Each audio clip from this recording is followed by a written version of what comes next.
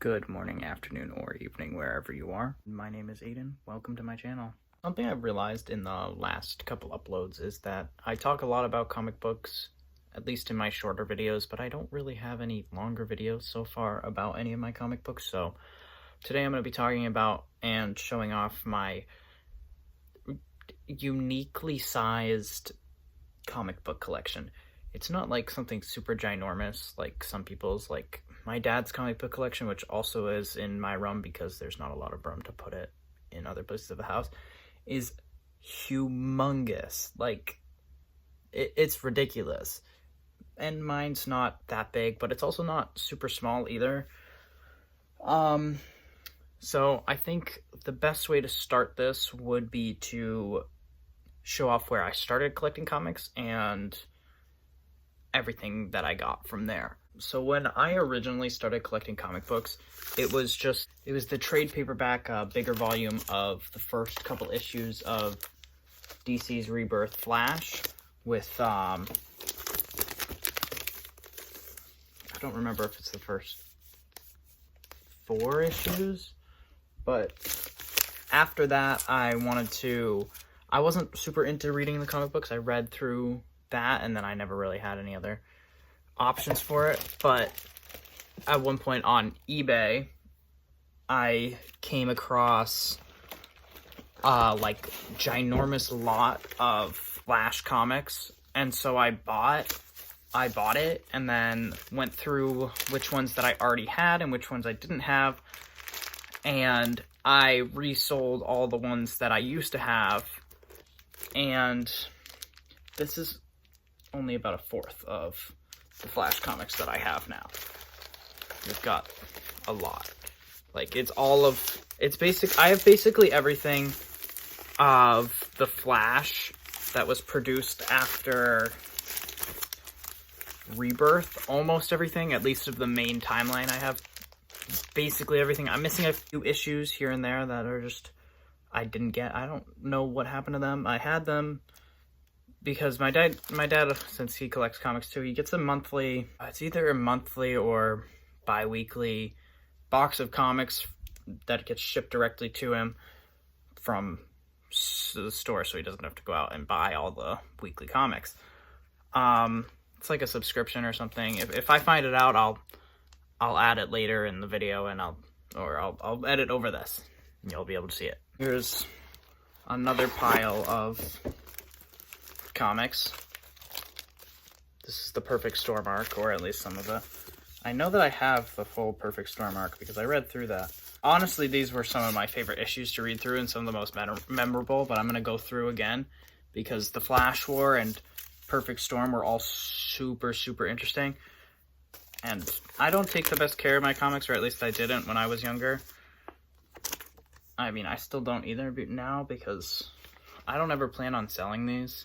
If I ever get really, like, broke and I can't do anything else, then of course I'll sell them, but I don't really have a plan to ever sell them, so I don't care that much about if they get ruined or not. I mean, I care if they get ruined or not.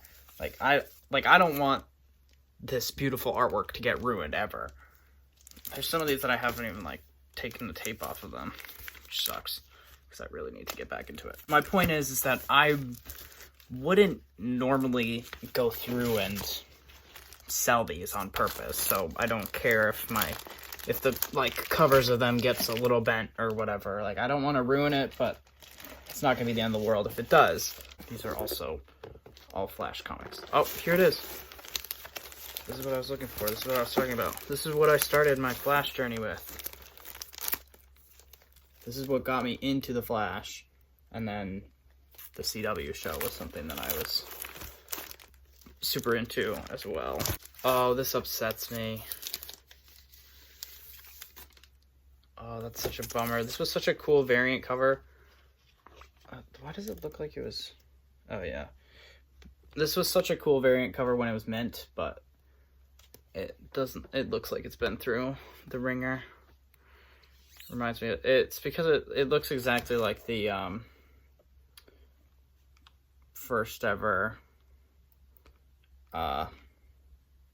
Flash Comics cover, which that also will lead right into everything else. This is all, like, a lot of these comics I haven't read yet. I need to get through it and read it all.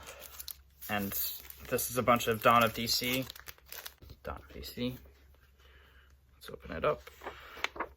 There you go, right there. Overall, I'm really, you can tell who my favorite superhero has been throughout my entire life. Like, look at this. This is such a bummer. You can see that there was something put on top of it. It must have been a hot pan or something. What a bummer. That totally went through and it got like, you can't see it unless you're really looking for it. But there's about a, look at that, yeah. There's a it's an unfortunate happenstance of living in a house with other people. Sometimes I leave my comic books out and sometimes they get a little bit bent. Not the end of the world though. It is what it is. It's a piece of paper. It's a story. But leading directly into it from that Flash Comics, this omnibus, which I've talked about before on the channel, I recently bought. It's just like a small archives edition with a bunch of the original Jay Garrick stories. Why did I just show a black screen? It's got like, it's got all this kind of stuff. This is the first volume. I'll probably buy the second one, but we're gonna see if I enjoyed reading through these, which so far I have. I haven't had a lot of time, so I haven't really gotten past number 1 yet, which is unfortunate because I wish I had more time to be able to just go out and read all my other comics and stuff like that, because I do have a significant amount of comics that I want to read, which also leads directly into this, which is something that I just bought. I haven't even started reading it yet. This I bought at Barnes & Noble a couple of days ago, and it's got a ton of early Golden Age Spider-Man stories back when everybody else thought that Stan Lee was crazy for making a teenage superhero instead of a teenage sidekick. You got a ton of these new stories, and there's a bunch of different like little explanations on why this was a certain special issue, and you've got a ton of different stuff like that in there, but you still get full comic book stories. So, moving on to my Batman collection, which I don't know if you guys have heard of him, because he's pretty obscure. He's gotten like 30 million different iterations of himself. But I have this full Death in the Family storyline, which was obviously the Robin Lives storyline, which I think, personally, will be amazing to read. I've read through the first one. I've just got to read through the other other three. My apologies.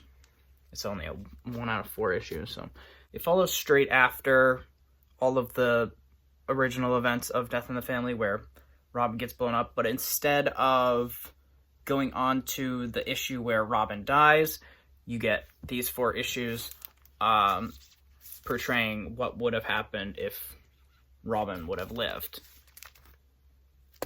Jason Todd Robin, obviously. If you weren't aware, he dies and then comes back to life later on, like 20 years later. Only like 5 in the Batman issues. But if we're going to talk about Jason Todd, I also got this for Christmas, which is just gorgeous. I read through a bit of it, but just look at that artwork. It's gorgeous, absolutely gorgeous. Oh my god, look at Nightwing. Really cranking that guy's freaking arm. What the hell? What even? Oh, he's shouldering him. Okay. I thought he was biting him. That's what it looks like, does it not? I thought he was biting him. But whatever. My point is, I like Red Hood a lot too. Red Hood is probably my favorite anti-hero. A little bit more talking about Batman. This is something that I bought a while ago. Got my little Walmart receipt as my bookmark. I've gotten through a good portion of this one. I've read 200 pages of this, and it's only got like 800 pages only. I don't know how many pages it got. Yeah, only got like 817 pages, something like that. It's just the Golden Age. It's the first volume. I don't know if I'll get the other 9 issues of this to get the full Golden Age experience, but you know, This one was totally worth it, so I'll definitely think about it after I've finished reading it, if I want to continue reading through his Golden Age, or if I want to skip to the Silver Age, something like that. I have cats, so they also like to ruin my near mint stuff, which happens. Not the end of the world. I would like to not have it happen, but when it does happen, it's not the worst thing in the world. Furthermore, here are two things that I got from my first ever Comic-Con, which I went to this year. Rhode Island Comic-Con, if anybody else knows about that. I thought it was fun.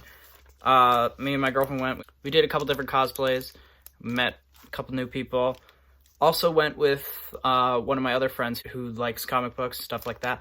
And if you're interested in that kind of stuff, you can go check out his channel. I will put it as the featured video or whatever, or something. I'll put his channel in somewhere. But this was a variant cover that we got straight from being VIPs for it. Paid the extra $200 to be a VIP. Let's see. Rhode Island Comic-Con. I saw some people doing it afterwards, and I wish I would have thought of it, but they went and they got this issue signed by one of the authors that was there. I don't remember who it was, but it was unfortunate. I could have totally gotten it signed by either one of the artists or one of the authors, which would have been super awesome. But another thing that I picked up was this indie comic called Sidekicked.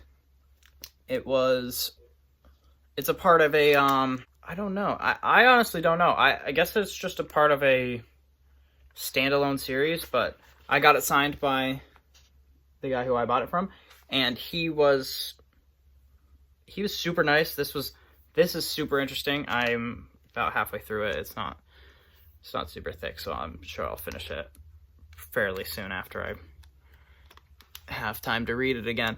But as I bought it for about $20-$30, something like that, and I really enjoy it. It's fun. It's about a bunch of different sidekicks who are just being mistreated by their hero, so they end up going on a strike, and that is just something that needed to be explored. I feel like it needed to be explored. I feel like nobody really dedicates a lot of stuff to sidekicks. I feel like sidekicks do get disrespected a lot, and that they aren't seen as real heroes and whatnot. That's my overall...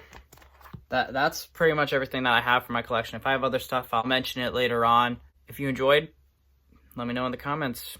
Let me know how big your comic collection is, and if you have a growing expanse for these comics, and if you're going to keep making larger expansions to your comics. You can check out my other socials. They're all on the screen now. Thank you all for watching, and bye-bye.